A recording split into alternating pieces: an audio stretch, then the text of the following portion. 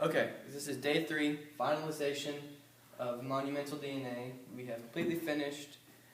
The group was me, Gavin, Jackson, and Seth. Cameron Marlowe was not here today, so he will not be in this film.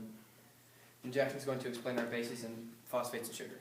First we have the bases. We have the Capitol building as thymine. We have for the adenine is the White House. We have the Lincoln Monument as guanine and the Jefferson Monument as cytosine. We also have the Liberty Bell for phosphate and the Declaration of Independence for sugar. As you can see, we start out with thymine and adenine, and we go down to the guanine and cytosine, and we keep going down in that same pattern for the spiral.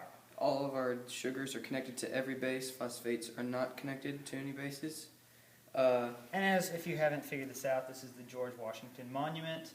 It has the pool in front along with the walkway and the huge monument. Right, so what we used to make this was, for the bases, this was plywood. This was a 2x4 cut by Jackson. Most of this was cut by Jackson. All of it was. It's also screwed in at the bottom so that it keeps it sturdy.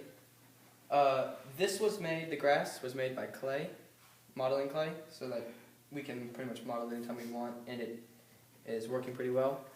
I brought the stones, which are used for some of the walkway. We also used brown modeling clay for the dirt around it.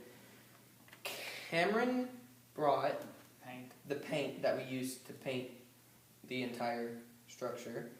Seth printed out every picture and cut them and put them on pieces of cardboard to keep them sturdy, and he also brought the flags. We painted it during school, and we also, well, like in the other videos, and we also did the wiring at school. Which was electrical wire, correct? It's like an electric fence wire. Alright. And Seth also brought the flags, and we decided to put a little flag in there to show that it was definitely made in America. And patriotic. Yes. Alright. Let's bring it in on George Washington.